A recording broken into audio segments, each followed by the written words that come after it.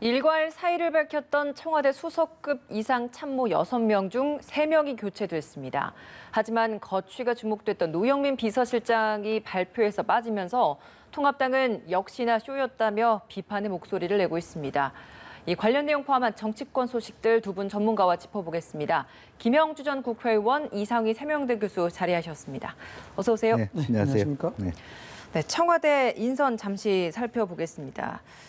일괄 사의를 밝혔던 수석과 비서실장 포함한 총 6명 중에서 3명에 대한 인사가 발표됐습니다. 김조원 민정수석 그리고 정무수석, 시민사회수석이 바뀌었습니다. 정무수석에는 최재성 전 의원이 됐고 민정수석은 김종호 감사원 사무총장, 시민사회수석에는 김재남 청와대 기후환경비서관이 발탁됐습니다.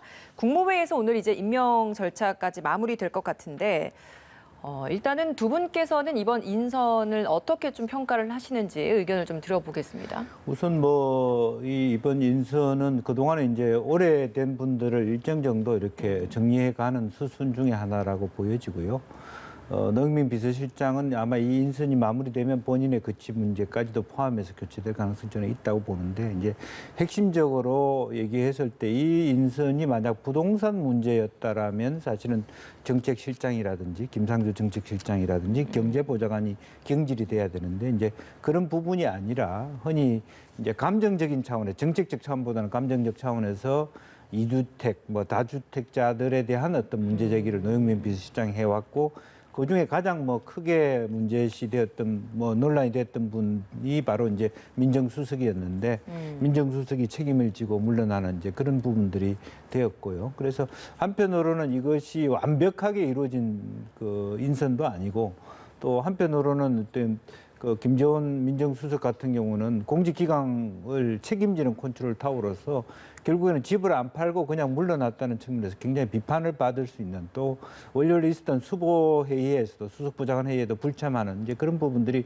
마무리가 석연치 않다라는 측면이 하나 있고, 이제 새로 등장하는 이제 최재성 의원이나 이런 분들은 이미 다른 여러 가지 어떤 그 경쟁자도 있지 않았습니까? 이제 거기에 비해서 야당하고의 어떤 파트너십이 좀 더 대통령 입장에서는 좀 비교적 높다, 가능성이 높다. 왜냐하면 이제 파트너십의 배경이 그동안에 주호영 원내대표가 말하자면 정무장관 신설에 대한 얘기를 했습니다. 이제 그것과 관련해서도 실제로 충분히 논의될 수 있는 사람으로 뽑았다는 측면이 하나 있고, 이제 김종호 말하자면 감사원 사무총장을 이제 민정수석을 한 경우는 사실 어떻게 보면 김조원 민정수석과 거의 같은 케이스로 뽑아 올린 것인데, 그것은 아마 대통령이 민정수석이라고 하는 과거의 방식의 어떤 검찰이라든지 이런 것을 통제하는 부분에 별로 관심이 없다라는 것을 다시 한번 의지적으로 표현한 부분이다라는 거고요. 또 김재남 수석 같은 경우는 이제 전 의원이고 환경운동가인데, 어쨌든 시민사회 쪽에 말하자면 이제 녹색 뉴딜이라든지 어떤 새로운 그런 의지, 또 그러한 어떤 시민사회 관계들을 그대로 인정했다, 그렇게 볼 수 있겠습니다. 예. 일단 제 같은 경우에는 개인적인 경험적 측면에서 말씀을 드린다 그러면은 인사비서관실에서 제가 청와대 인사를 했었기 때문에 드릴 수 있는 말씀이기도 합니다. 왜 제가 이런 말씀 드리냐 그러면 청와대 인사 자체는 고도의 정무적 행위라고 봐야 되는 것이죠. 그 인사 하나하나에 담긴 메시지가 분명하다는 것입니다. 그렇다 그러면 그것을 다른 말로 해석을 한다 그러면은 왜 일괄 사의를 표명했고 여기에 대해 인사를 단행했느냐에 대한 문제입니다. 일괄 사의라는 부분들은 평범한 인사적 행위가 아닙니다. 뭐냐 그러면 어떤 상황에 대해서 대통령의 부담을 덜어드리기 위해서 보좌진들이 여기에 대해서 일과 사의를 표명하고 여기에 책임을 지겠다, 대통령이 판단해 주십시오라고 해서 메시지를 전달하는 것이거든요. 일단 그런 측면에서 본다 그러면 대통령이 여기에 대해서 그 뜻을 충분히 반영하고 있다.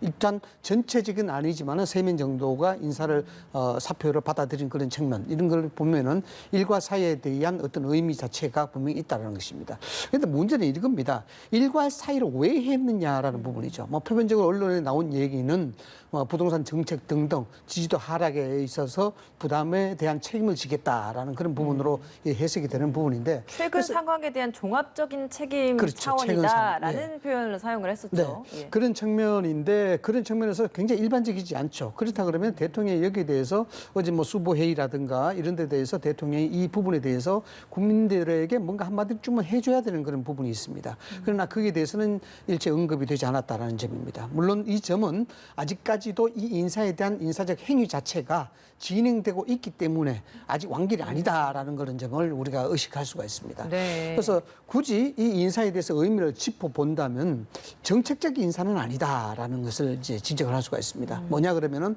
뭐 시민사회 수석이라든가 또는 민정수석이라든가 정무수석이라든가 이런 것들은 정책과 관련 없는 부분들, 뭐 관련이 없다는 부분은 전혀 좀 모순이 있습니다만은 정책적 파트가 아니다라는 겁니다. 이 쉽게 이야기하면 정무적 파트 인사라는 것이죠. 그래서 그런 것들을 보면은 대통령의 인사적 행위에 대한 의지가 이 정치적 문제에 있어서 좀 고려를 해봐야 되겠다라는 부분에 우선적으로 짚어볼 수가 있는 부분이죠. 예를 들어서 뭐 최재성 전 의원의 정무수석 발탁이라든가 등등을 보면은 그런 것을 쉽게 짐작을 할 수가 있을 것 같습니다. 그래서 우리가 좀 예상될 수 있는 것은 이 인사 행위가 앞으로 남은 6명의 사이에서 전체 다를 포함할 것인가에 대한 부분인데 지금 청와대 부분 나오는 표면적인 태도, 네. 표면적인 부분은 뭐 이 부분에 대해서 계속 진행 중이다라고 이야기했기 때문에 그런 것들을 우리가 평상시대로 나오는 반향을 고려해서 본다 그러면은 앞으로 나머지 3명에 대한 인사도 추가로 있을 것이다라는 부분을 짐작할 수가 있는 겁니다. 그런데 진짜 재밌는 것은 예. 그렇다 그러면은 우리가 인사의 흐름상 보면은 실질적으로 지금 언론에도 보도가 됐습니다마는 노영민 실장이라든가 수석들은 대체적으로 인사추천위원회 당연 멤버들이거든요. 노영민 실장 같은 경우는 인사추천위원장이기도 하고 그런 것을 본다 그러면 실질적으로 노영민 실장부터 교체를 하고 먼저 인사를 하는 것이 수순으로 봐야 됩니다. 왜냐 그러면은 인사추천위원장이 교체가 되어줘야만이 인사적 행위에 있어서 특정 라인에 대한 인사를 할 수 있다는 그런 불안감을 해소시킬 수가 있습니다. 그런데 그럼에도 불구하고 노영민 실장 유임시킨 상황에서 지금 수석들을 인사를 하는 것이거든요. 그 점을 어떻게 우리가 해석해야 될 것인가에 대한 부분들은 인사의 어떤 그 행정적인 순리, 그 흐름으로 봤을 때는 조금 여기에 대해서는 좀 의문을 가질 만한 그런 부분들이 분명히 있다라고 짚을 수가 있습니다. 예. 흔히 청와대가 비서실, 정책실, 안보실 이렇게 나눠지다 보니 통합당에서는 실질적인 책임을 지르면 정책 라인에서의 책임이 있어야 된다. 지금 이 비서 라인에서의 책임은 앞서서도 뭐 감정적 차원에서의 인선이었다, 뭐 책임이었다라고 말씀은 해주셨습니다만 그게 실질적인 책임이겠느냐 이런 비판을 하고 있는 거거든요. 네, 이제 그런 것에 대한 답을 하신 게 이제 대통령께서 부동산 정책에 대한 의지, 그러니까 실수요자들을 정확하게 만족시키면서 투기를 잡겠다라고 하는 의지로 다시 한번 현재의 정책 기조에 문제가 없다.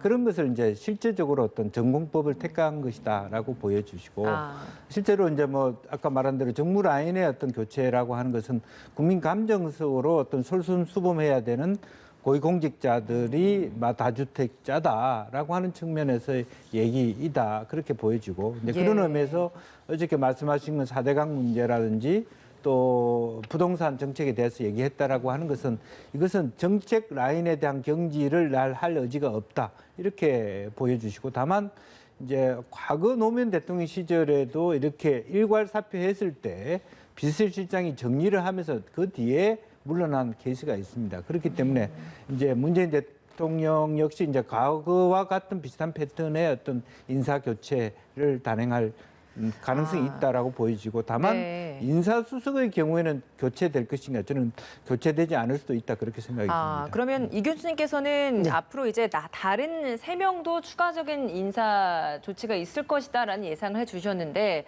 의원님께서 보시기에는 노영민 비서실장은 추후에 다른 뭐 인선이 있을 수 있겠습니다만 다른 수석은 추가적인 교체가 없을 것이다라고 예상을 하시는 거네요. 그러니까 완전히 6명 모두의 전원 교체까지 가지 않을 수도 있다. 네, 그런 생각을. 알겠습니다. 이 이야기는 좀 여기서 마무리를 지어보도록 하고요. 전국적으로 집중호우가 많이 내렸고 그로 인한 피해도 큰 상황입니다. 이런 와중에 정치권에서 나오고 있는 공방 하나가 있습니다. 바로 4대강 사업에 대한 공방인데 단도직입적으로 두 분께 의견을 좀 여쭤볼게요.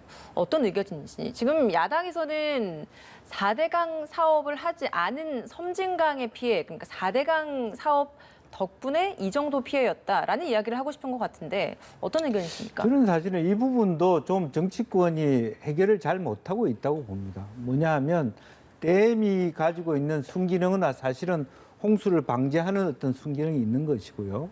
또 보가 갖고 있는 말하자면 이 생태계를 방해하는 요소, 역작용, 반작용도 있을 수 있는 것인데 그걸 통틀어서 맞다 안 맞다. 지금 이제 우리가 닥치고 있는 홍수 피해라고 하는 건 흔히들 59년 만에 혹은 뭐 사라우 태풍 이후에 큰 피해라고 했을 때 그동안에 치수했던 기준을 뛰어넘는 예상치 못한 이상 기후에 나타나는 현상이거든요. 그러면 사실은 댐을 더 지었어야 되는 것이 맞을 수도 있는 것이고 혹은 일반적인 경우에서 보가 오히려 생태계 기능을 잘못 들릴 수 있는 것이고 또 그중에 4대강 사업 중에 아까 뭐 보도됐습니다만 합천 창녕 보호 같은 경우는 댐 같은 경우는 상당히 오히려 더 부실 공사여서 문제가 되는 말하자면 강변 수변 지역에 제가 저기를 한번 가본 적이 있었어요.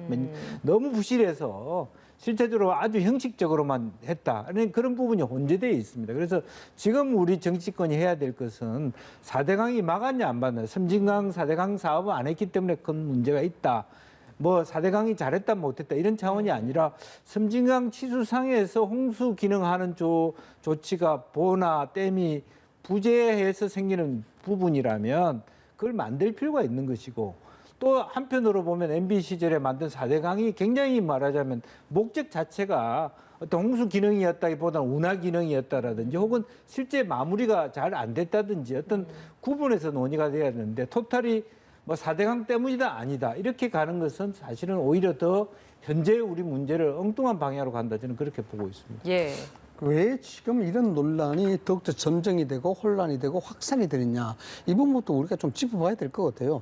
근본적으로 4대강 사업에 대해서 국익적 차원에서 이것이 실패다 실패가 아니다 이런 논란 자체는 지금 상황에서 과연 필요한 것인가에 대한 부분입니다. 불이 났는데 불부터 꺼야죠.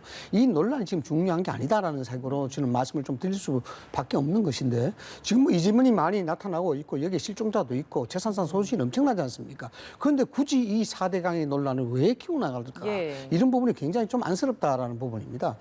근본적으로 어떤 사업이든 간에 국가에서 추진하는 정책 사업 자체가 국가를 잘못되게 하는 법은 없습니다. 국가를 좀 미래적인 관점에서 보기 때문에 정책적 사업을 하는 것이거든요. 거기에 막강한 국민의 세금이 투입되는 것입니다. 이 4대강 논란이 상당한 찬반 논란이 있었기 때문에 이것이 정책적인 판단이 아니고 정치적 판단으로 이게 재단이 되어 왔기 때문에 더욱더 문제가 있다는 것입니다. 물론 박근혜 정부 때부터 시작해서 4대강에 대한 감사라든가 재평가 작업이 뭐 새도 없이 많을 정도로 뭐 민관 쪽에서도 있어서 왔었고 정부 쪽에도 있어 왔었습니다만은 여기는 뭐 홍수 조정 능력이 분명히 있다라고 판단이 된 겁니다. 된 것인데 지금 상황에서 이 논란이 다시 폭증되는 것은 네. 정치적으로 우리가 평론가적 입장에서 해석한다 그러면은 이 정치적인 이해관계가 여기 맞닿아 있기 때문에 그렇다. 이게 지금 4대강 논란이 아니고 어떻게 하면 이재명을 살리고 또 여기에 대해서 어떻게 하면 홍수 피해를 줄일 것인가 이것이 정치권의 합의가 돼야 되는 부분인데 이것 뜬금없이 나와야죠. 우선 여권의 입장에서는 지금 여러 가지 상황에서 고립무원입니다. 사실 여권은 지지도가 하락된 상황이고 또 여기다 홍수 피해까지 났죠. 코로나까지 나왔죠. 여기 추경에 대한 어떤 부담감도 계속 작용하고 있는 그런 상황. 이런 상황에서 4대강 논란이 점정이 되고 확산이 되고 혼란이 부추겨진다 그러면은 여권으로서는 상당히 뭔가 블랙홀로 빨려 들어가는 이슈를 여기에 몰아넣을 수 있는 그런 어떤 정치적 타겟책이 될 수가 있는 것입니다. 그렇기 때문에 여권의 입장에서는 이 논란 자체가 그렇게 부담스럽지만은 않다. 통합당은 그러면 어떻습니까? 통합당의 입장에서는 여기에 대해서는 실질적으로 지금까지 해왔던 정책적 과제 사업에 대해서 여기에 악의적으로 평가해왔는 여권의 부담이 여권이 있지 않느냐. 여기에 대해서 재평가를 해야 된다라는 그런 점을 지적하고 싶다라는 것입니다.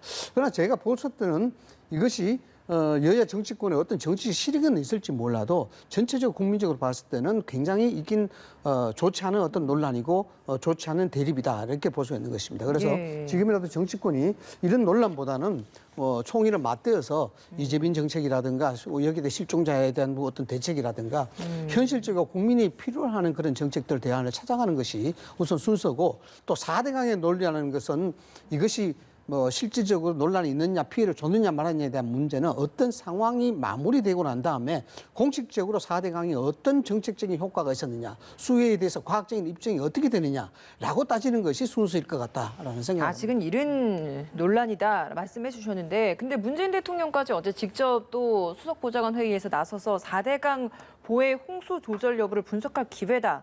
전문가와 함께 깊이 있는 조사를 할 것을 당부한다. 이런 언급을 했단 말이죠. 왜 이 시점에 대통령마저도 이런 언급을 했을지 어떤 의미가 있지 않겠습니까? 뭐 어떻게 보면 이게 공격일 수도 있고요. 근데 어떻게 보면은 정말 전문가를 활용해야 된다라고 하는 것은 아까 제가 말씀드린 것처럼 사실은 뭐 4대강 논란을 할 게 아니라 전남 지역에 그 곡창 지역 아닙니까? 사실은 그 평야지대에 필요한 어떤 홍수 조절 기능에 대한 전문가적 의견을 포함해서 대책을 마련하라. 4대강이라고 하는 차원으로 논의하면 이게 논란만 되는 것이지 실제적으로 보면 치수하고 엉뚱한 방향으로 가고 있기 때문에 4대강 배지보다는 여러 가지 어떤 타이틀보다는 기본적으로 보면 그 지역에서 그야말로 지금과 같은 예상치 못한 강우가 내렸을 때 어떤 대책을 세울 수 있는지 좀 더 차분하게 살펴보라는 뜻으로 이해하는 게 맞고 그런데 정치권이 과연 그런 식의 어떤 신뢰를 받을 수 있는 조사를 할 수 있느냐 이것도 국민들이 바라보는 지점이에요. 그러니까 실제적으로 보면 야당을 공격하기 위한 리포트가 만들어진다면 또 한 번의 어떤 말하자면 실망스러운 결과가 나타날 것이라고 보여집니다. 알겠습니다. 이런 재해 속에서 민주당을 중심으로 4차 추경 편성 논의가 공식화되고 있습니다. 4차 추경 필요성에는 통합당, 국민의당 역시 공감하고 있는 것 같거든요. 하지만 정작 그 정부 차원에서는 여전히 예비비 등의 자원으로 먼저 좀 해결을 해보고 그게 안 되면 재해 복구비를 내년도 예산에 반영하는 방안을 좀 검토를 하자. 그러니까 추경에는 부담스러운 것 같습니다. 추경 필요성에 대해서는 좀 어떻게 보십니까? 야권이 이 추경에 대한 어젠다를 먼저 잡고 나가고 있죠. 뭐 정치적으로 굳이 해석할 필요는 없습니다만은 지금 재해가 낮고 수해가 낮기 때문에 국민들에 대한 실익적 지원이 가야 된다. 이 야당으로서 이제 주장하는 바입니다. 반면 이제 여권의 입장에서는 전체적인 총체적인 국정 운영하는 입장에서는 사실 국간에 대한 부분들을 걱정하지 않을 수가 없는 부분입니다. 여기에 이미 1, 2, 3차에 걸쳐서 추경을 60조 가까이 이제 사용하고 있는 상황이고 여기에 대해서 GDP 대비 국가 부채 비율이 40%를 넘어서 버렸습니다. 여기에 대한 재정 건전성에 대한 부분이 부담이 될 수밖에 없는 것이죠. 여기에다가 이 추경에 대한 편성 자체가 전체적으로 이게 뭐 기본으로 할 수 있는 그런 사안이 아니기 때문에 그동안 이 추경 논란이 되게 되면 여권으로서는 그동안 추진돼 왔던 추경에 대한 적절성 여부가 다시 한번 도마 위에 오를 가능성이 굉장히 큽니다. 예를 들어서 총선을 앞둔 상황에서 여당이 여기에 뭐 긴급 지원금 이 자체를 전 국민에 확산을 시키자든가 이 등등에 대한 추경에 대한 사용 여부 이런 부분들이 어쩌면 정치권에서 급할 때 쓰라고 만든 어떤 재난지원금이라든가 이런 것들이 필요할 때 쓰지 못하고 시기에 적절하게 쓰지 못한다라는 어떤 책임론 이 부분이 오롯이 여권으로 갈 수밖에 없는 그런 부담이 있다라는 겁니다. 그렇기 때문에 여권으로서는 이 추경에 대한 부분이 실질적으로 자금 운영에 대한 부분도 문제가 되겠지만 이 정치적인 부담으로 올 가능성이 굉장히 높아질 가능성이 크다. 반면 야권의 입장으로서는 이 부분에 대해서 당연히 우리 추경이라는 것은 긴급적으로 재편에 편성을 해서 써야 될 그런 자금인 만큼 여기에 대한 명분이 분명히 있기 때문에